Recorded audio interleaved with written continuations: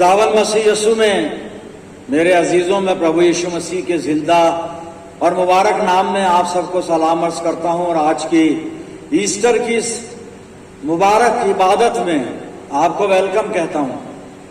प्रियजनों में हमेशा आपके लिए दुआ करता हूं, खुदा का फजल आप सबको हमेशा हमेशा महफूज रखे। और आज के इस मुबारक दिन के लिए मैं अपनी तरफ से, मेरे दोनों सहयोगी पासबानों की तरफ से और हम तीनों के खानदानों की तरफ से आप सब हजरात को ईस्टर की बहुत बहुत मुबारकबाद देता हूं। खुदा आपको अपनी बरकतों में, रहमतों में रखे। अजीजों, आज थोड़ी सी देर के लिए जो हम मनन करने जा रहे हैं वो पौलुस रसूल का खत है जो इफिसियों को लिखा गया है और इसका 2 अध्याय और मैं 1 से 5 पद आपके सामने पढ़ने जा रहा हूं। संत पौलुस की पत्री इफिसियों के नाम, 2 अध्याय 1 से 5 पद आप अपनी बाइबल में देखिएगा। उसने तुम्हें भी जिलाया जो अपने अपराधों और पापों के कारण मरे हुए थे, जिनमें तुम पहले संसार की रीति पर और आकाश के अधिकार के हाकिम अर्थात उस आत्मा के अनुसार चलते थे जो अब भी आज्ञा ना मानने वालों में कार्य करता है। इनमें हम भी सब के सब पहले अपने शरीर की लालसाओं में दिन बिताते थे और शरीर और मन की इच्छाएं पूरी करते थे और अन्य लोगों के समान स्वभाव ही से क्रोध की संतान थे। परंतु परमेश्वर ने जो दया का धनी है, उसने उस बड़े प्रेम के कारण जिससे उसने हमसे प्रेम किया, जब हम अपराधों के कारण मरे हुए थे तो हमें मसीह के साथ जिलाया। अनुग्रह ही से तुम्हारा उद्धार हुआ है। खुदावन की बड़ी बरकत उसके पाक कलाम के पढ़े जाने और सुने जाने पर हो, आमीन। आइए दुआ करें। खुदावन हमारे प्यारे आसमानी बाप, ये वक्त है तेरे जिंदा और मुबारक कलाम पर मनन करने का। हम में से हर एक को पवित्र आत्मा से परिपूर्ण कर कि हम पाक रूह की रहनुमाई में होकर तेरे पाक कलाम को और उसके भेदों को समझें। और आए आसमानी बाप, होने दे जब वचन रूपी बीज हमारे दिल की जमीन पर गिरता है, हमारी जिंदगियों में जड़ पकड़े और बहुत सा फल लाए। परम पिता परमेश्वर, जब हम तेरी वेदी पर से उठकर अपने घरों की तरफ रुखसत होते तो तुझसे बहुत सी रूहानी बरकत लेकर जाने वाले हों। पिता परमेश्वर, हमारे चारों तरफ अपने पाक फरिश्तों की सेना को खैमाजन रखना कि शैतान हमें कहीं से भी दखल ना दे सके।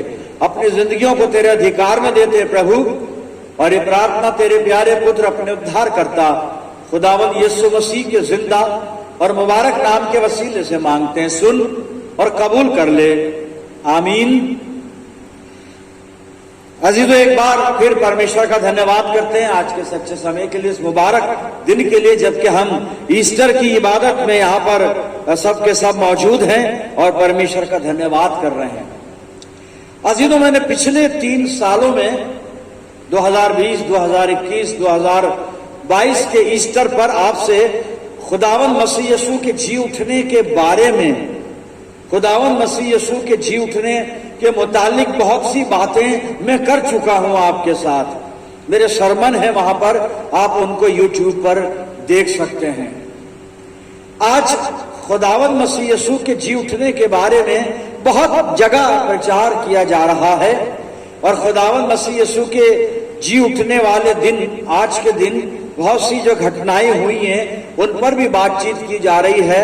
कब्र के मुंह पर रखा हुआ पत्थर का हटना, फरिश्तों का कब्र में मौजूद होना, फरिश्तों का औरतों से बातचीत करना, पतरस और यूहन्ना का पहले कब्र पे पहुंचना, खाली कब्र को देखना, फिर चेलों का खुदावंद मसीह यीशु के इस कथन पर कि मैं जी उठूंगा विश्वास ना करना और फिर बाद में विश्वास करना, वगैरह वगैरह बहुत सारी बातों पर मैं आपके साथ मिलकर सीख चुका हूं। आज कुछ थोड़ा सा अलग जाकर, लेकिन मसीह यीशु के जी उठने ही से संबंधित बातचीत आपसे मैं करना चाहता हूं। मेरे अजीजों, आज ईस्टर है और अभी मैंने आपको ईस्टर की मुबारकबाद दी है। आपको हैप्पी ईस्टर कहा है मैंने, बिल्कुल हैप्पी ईस्टर है आज। और ये ईस्टर हमारे लिए क्यों ना हैप्पी हो, खुदावंद मसीह यीशु के द्वारा हमें हमेशा की जिंदगी मिली है। मेरे अजीजों, आज जो कलाम का हिस्सा मैंने पढ़ा है, इफिसियों की पत्री यानी पौलुस रसूल का खत या संत पौलुस की पत्री जो इफिसियों को लिखी गई, इफिसुस नगर की कलीसिया को लिखी गई, 2 अध्याय और 1 से 5 पद मैंने पढ़े। पहली आयत को देख लें, बस इसी पे बातचीत कर रहे हैं आज। हम सब जानते हैं खुदावंद मसीह यीशु हमारा जी उठा है और हमारा यीशु मसीह जीवित परमेश्वर है, जीवित यीशु मसीह है, जीवित उद्धार करता है मेरे जीवन। और इतिहास यानी तारीख और दुनिया की बहुत सी चीजें इस बात की गवाही देते हैं। बाइबल नहीं, बाइबल के बाहर भी बहुत से ग्रंथ, बहुत सी हिस्टोरिकल बातें, हिस्टोरिकल इवेंट इस बात की गवाही दे रहे हैं कि खुदावंद मसीह यीशु मुर्दों में से जी उठकर और जिंदा है और जावेद है, इटर्नल है, अनंत है मेरे जीवन। और इसके बारे में बहुत बातें की हैं हमने। आज थोड़ा सा उससे आगे बढ़ेंगे। खुदावंद मसीह यीशु जी उठा, बेशक अब उससे थोड़ा आगे चलें, सितारों से आगे, जहां और भी है, जमीन और भी है, जमा और भी है, तो हम आगे चलें। पौलुस रसूल इफिसियों की कलीसिया को जो लिख रहा है, और इस खत के दूसरे अध्याय को मैंने पढ़ा, जो पहले 5 पद पढ़े, पहली आयत को मैं दोहराना चाहता हूं और इस पर बातचीत करेंगे। पहली आयत इफिसियों 2 पहली, आप अपनी बाइबल में देखें। और उसने तुम्हें भी जिंदा किया। खुदावंद मसीह यीशु तो जी उठा है, अरे इसमें शक नहीं, जी उठा है। अब पौलुस कलीसिया से मुखातिब है, कलीसिया के लिए एक कॉम्प्लीमेंट है, कलीसिया के लिए मुबारक बात है। सुनिए इस आयत को, इफिसियों 2 पहला पद। और उसने तुम्हें भी जिंदा किया, और उसने तुम्हें भी जिंदा किया। कितनी मुबारक बात है।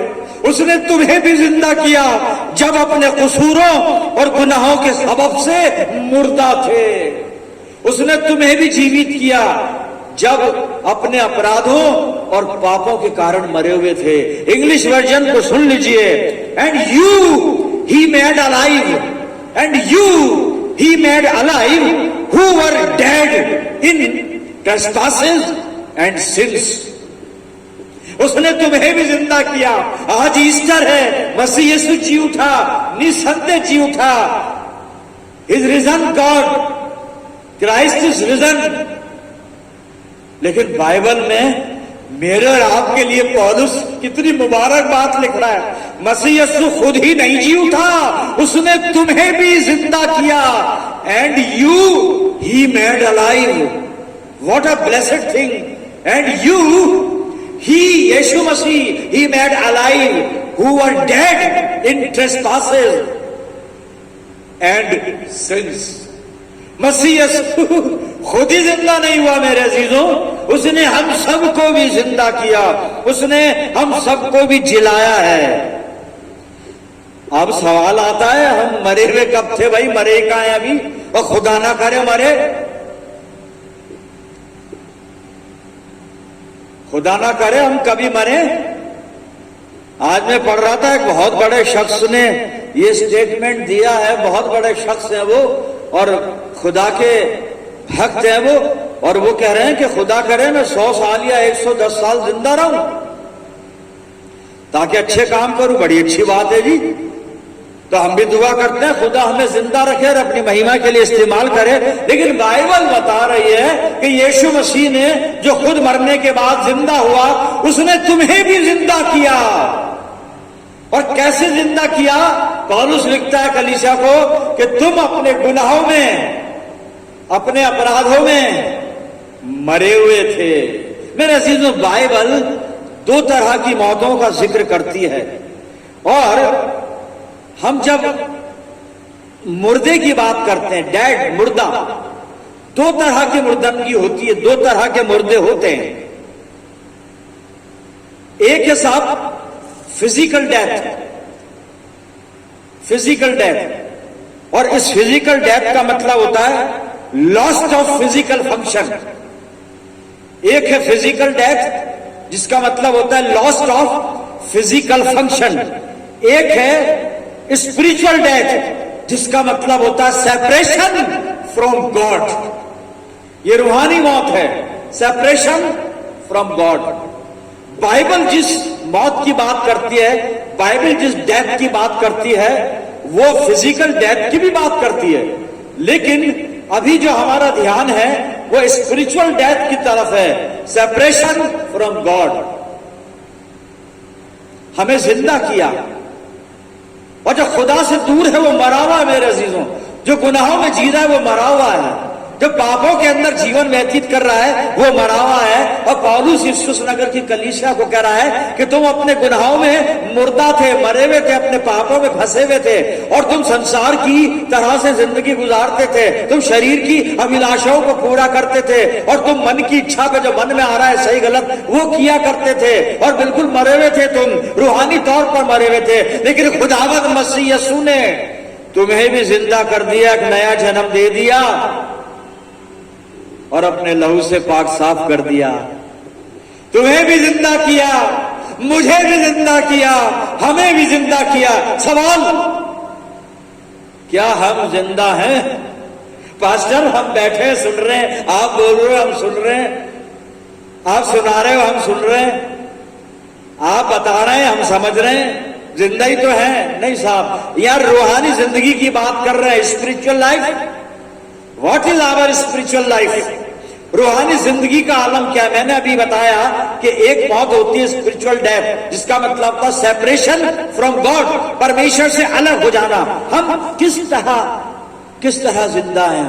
शरीर में तो जिंदा है, फिजिकल फंक्शन है, सब कुछ है, लेकिन रूहानी जिंदगियों की क्या हालत है मेरे जीवन? देखिए, पौलुस कॉम्प्लीमेंट दे चुका है कि उसने तुम्हें भी जिंदा किया है। वही जिंदा नहीं है, हमें भी जिंदा किया है। और अगर हम जिंदा हैं तो अपने जिंदा होने के सबूत को पेश करें मेरे अजीजों। अगर हम रूहानी जिंदगी में जी रहे हैं तो अपनी रूहानियत को पेश करें। अगर हम खुदावंद मसीह यीशु में जिंदा हैं तो हम अपने जीवन से प्रभु यीशु मसीह की महिमा को प्रकट करें। Physical death and spiritual death. उत्पत्ति 2 नोट कर लें, पढ़ूंगा नहीं, मैं पढ़वाऊंगा नहीं। उत्पत्ति 2 16-17 पद। और खुदा आदम से बात कर रहा है, और बात ये कर रहा है कि देख, अदन की वाटिका के हर एक दरख्त का फल तू खा सकता है, लेकिन तो इस बाग के बीचों बीच जो दरख्त है उसका फल कभी मत खाना। और 17वें पद में परमेश्वर कहता है, क्योंकि जिस रोज तूने उसमें का फल खाया, जिस रोज तूने उसमें से खाया, तू मर जाएगा। आदम ने खा लिया? नहीं मरा साहब, बाइबल तो बता रहे हो, तो बाद में फिर 930 बरस का होके मरा है। नहीं, 930 बरस उसकी फिजिकल लाइफ थी, 930 साल उसकी बॉडी ने फिजिकल फंक्शन किया, लेकिन स्पिरिचुअल जैसे ही उसने फल खाया, then and there he was dead. रूहानी जिंदगी में मर गया, जिसका मतलब सेपरेशन फ्रॉम गॉड। खुदा ने उसको अदन की वाटिका से बाहर निकाल दिया, सेपरेशन फ्रॉम गॉड। मेरे अजीजों, आज के ईस्टर के दिन अपनी जिंदगियों पर गौर करें। हम परमेश्वर के साथ हैं या खुदा से अलग हैं? खुदा से सेपरेट किए हुए लोग हैं। हमारा परमेश्वर से सेपरेशन हो चुका है, अलगाव हो चुका है। कहां पर है हम कहां पर है मेरे अजीजों? आदम की रूहानी मौत हो गई, खुदा से अलग हो गया, खुदा की बरकतों से अलग हो गया, खुदा जो खुशियां देता है उससे अलग हो गया, खुदा जो नवाजता है उन नवाजिशों से अलग हो गया, खुदा जो सरफराजी इकबालमंदी अता करता है इन सब बरकत से महरूम हो गया। पसीने की रोटी खा रहा है, जमीन उसके कारण लानती हो गई, ऊंट कटारे उगा रही है, बेहाल हो गया। मौत से बदतर हालत हो गई साहब। मर जाता तो फिर भी दुख नहीं होता, पसीना नहीं बहता और प्रॉब्लम नहीं होती, लेकिन जिंदा तो है पर मरा हुआ है, क्योंकि सेपरेशन फ्रॉम गॉड है। वहां पर गॉड से अलगाव है मेरे। खुदावंद मसीह यीशु ने हमें भी तो जिलाया है। हम जिंदा हैं या मुर्दा हैं? क्योंकि हमारा खुदावंद मसीह यीशु मुर्दों में दिलचस्पी नहीं रखता साहब। उसके जी उठने के बारे में लूका 24 और 5 पद में लिखा है, जब महिलाएं कब्र में जाकर देख रही थी यीशु मसीह की लाश को ढूंढ रही थी, कब्र खाली थी और वहां फरिश्ते बैठे हुए थे और फरिश्तों ने एक बात कही है, लूका 24:5 में फरिश्ते फरमाते हैं इन महिलाओं से, तुम जिंदे को जीवित को मुर्दों में क्यों ढूंढती हो। और वहां पर भी दो तरह के मुर्दे मौजूद थे। कब्र में जो मुर्दे थे वो तो मुर्दे ही थे, लेकिन बाहर जो यीशु मसीह से अलग होकर जी रहे थे, बाहर जो खुदा से अलग होकर जी रहे थे, वो भी मुर्दे थे साहब।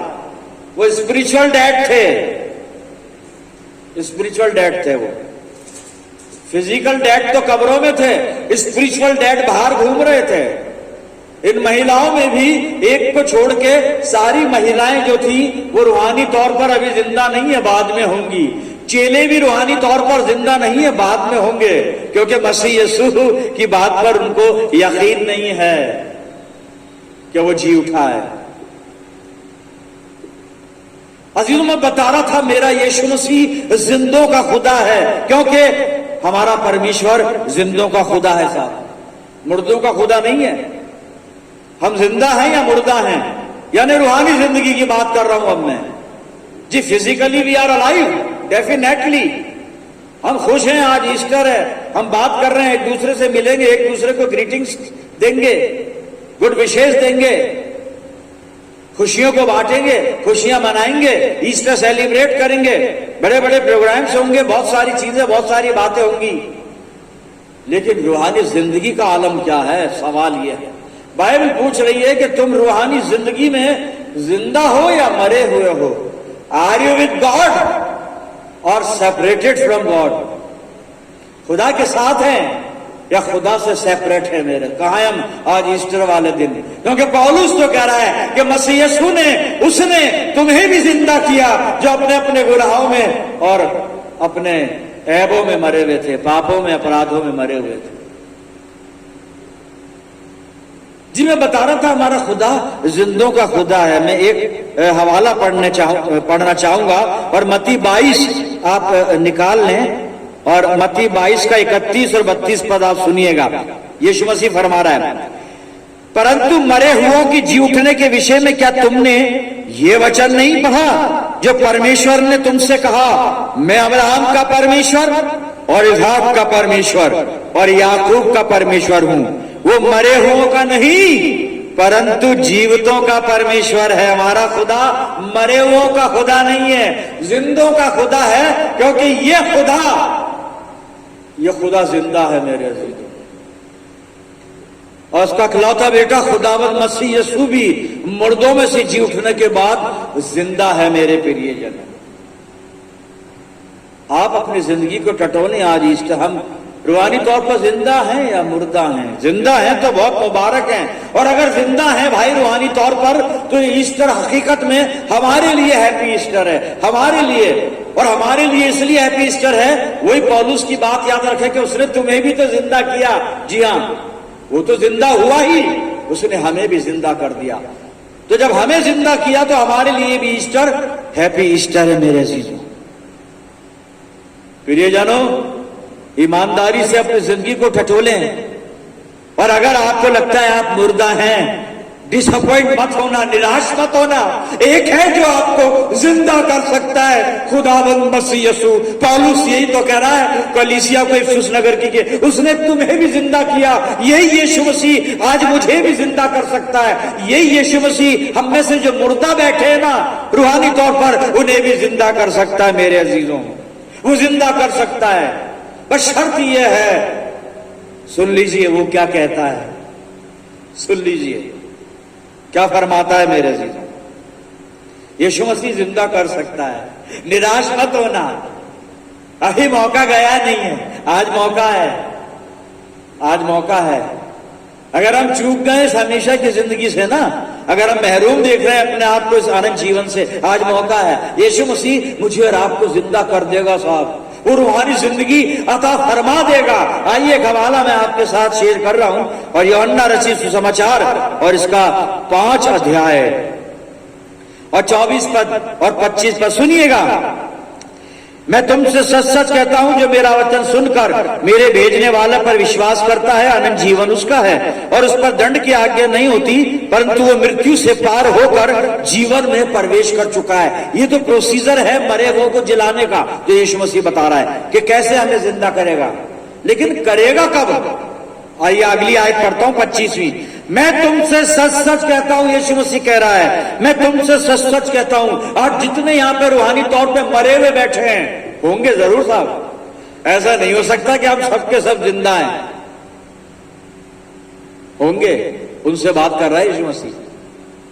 हाँ सुनिए, कह रहा है मैं तुमसे सच सच कहता हूं, वो समय आता है और अब है जिसमें मुर्दे परमेश्वर के पुत्र का शब्द सुनेंगे, मुर्दे खुदा की आवाज सुनेंगे, मरे हुए परमेश्वर की वाणी सुनेंगे, और जो सुनेंगे वो जिएंगे।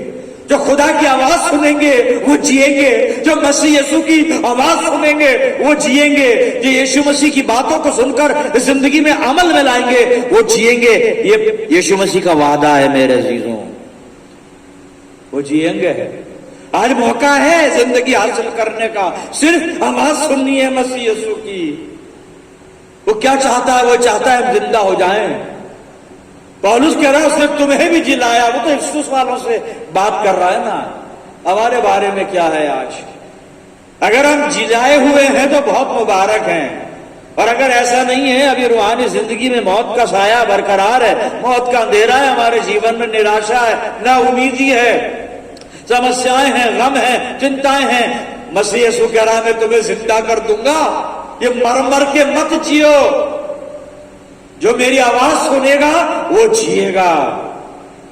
जिंदगी के पास आ जाइए, जीवन मिल रहा है, जिंदगी के पास आ जाइए मेरे जीवन। मसीह यीशु को मुर्दापन पसंद नहीं है। अगर हम स्पिरिचुअल डैड और चर्च में बैठे हुए टाइम वेस्ट कर रहे हैं अपना मेरे जीवन, क्योंकि मसीह यीशु को मुर्दापन ये पसंद बिल्कुल नहीं है साहब, बिल्कुल पसंद नहीं है। पास्टर आपको कैसे पता? मुझे क्या पता, बाइबल बता रही है। आइए बिल्कुल आखिरी किताब प्रकाशित वाक्य 3 अध्याय 1 से 3 पद पढ़ रहा हूं, सुनिएगा। सरदीस की कलीसिया के दूत को लिख। सरदीस की कलीसिया से बात कर रहा है मसीह यीशु, जिसके पास परमेश्वर की 7 आत्माएं 7 तारे हैं। वो ये कहता है कि मैं तेरे कामों को जानता हूं, तू जीवित तो कहलाता है मगर है मरा हुआ। यीशु मसीह को धोखा नहीं दे सकते, प्रभु यीशु मसीह को धोखा नहीं दे सकते सफेद गाउन पहनकर, यीशु मसीह को धोखा नहीं दे सकते सलीब लटकाकर, यीशु मसीह को धोखा नहीं दे सकते वेदी पर खड़े होकर, यीशु मसीह को धोखा नहीं दे सकते अच्छे अच्छे भाषण झाड़कर। हमारी जिंदगी देखता है साहब, दिलों और गुर्दों को जांचता है, मेरे कामों को जानता है वो। और सरदीस की कलीसिया को कहता है मैं तेरे कामों को जानता हूं। अरे तू अपने आप को जिंदा कहता है, तू कहलाता है, तेरे को दुनिया कहती होगी, तेरे को दूसरे लोग कहते होंगे, पर मेरी नजर में तू मरा हुआ है। यू आर डेड, तू मरा हुआ है। दूसरा पद पढ़ रहा हूं, जागृत हो, बी अवेयर, बी विजिलेंट, जागृत हो और उन वस्तुओं को जो बाकी रह गई हैं और जो मिटने को हैं उन्हें दृढ़ कर, क्योंकि मैंने तेरे किसी काम को अपने परमेश्वर के निकट पूरा नहीं पाया। अब वार्निंग दे रहा है यीशु मसीह और मौका दे रहा है जी उठने के लिए। तीसरा पद, इसलिए याद करके तूने कैसी शिक्षा प्राप्त की और सुनी थी और उसमें बना रहे और मन फिरा।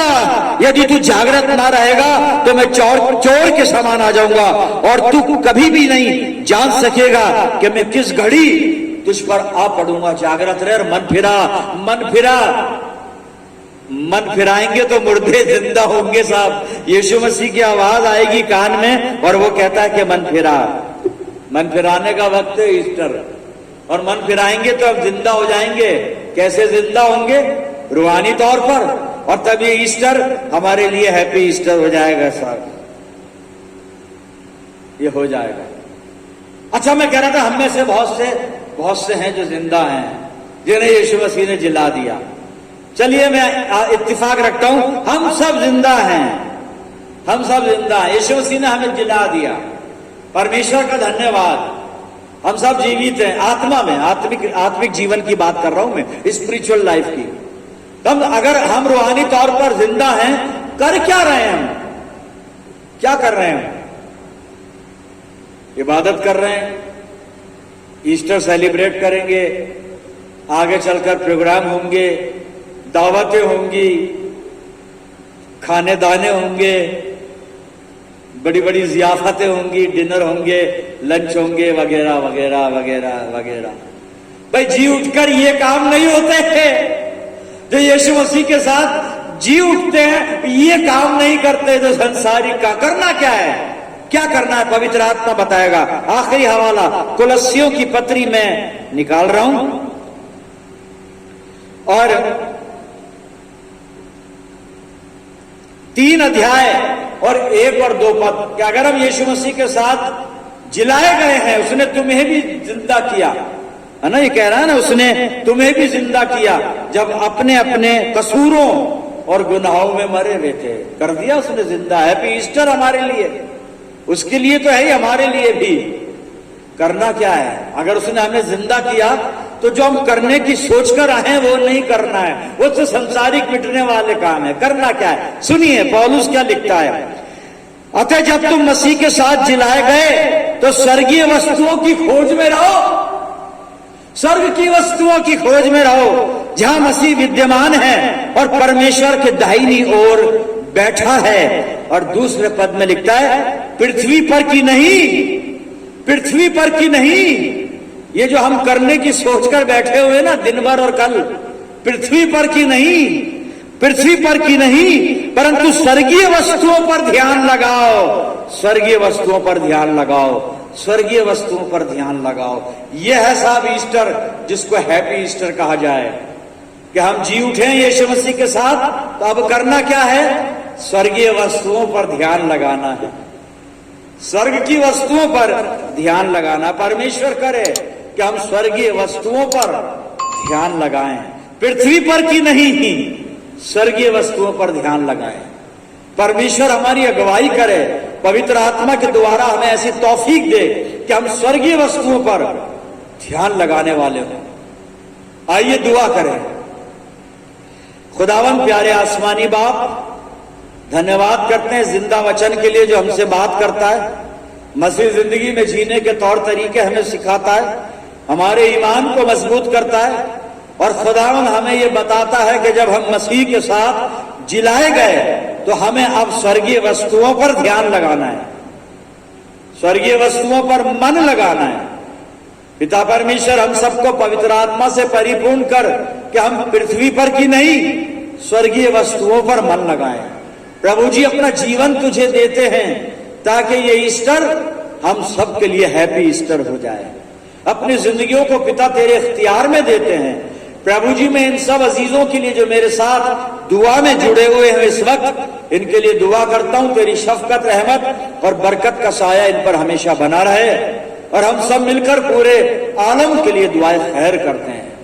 पिता परमेश्वर सब बातों में अपने आप को तेरे हवाले करते हैं प्रभु, और ये प्रार्थना तेरे प्यारे पुत्र और अपने उद्धारकर्ता और जिंदगी देने वाले खुदावन यीशु मसीह के जिंदा और मुबारक नाम के वसीले से मांगते हैं। सुन और कबूल कर ले, आमीन।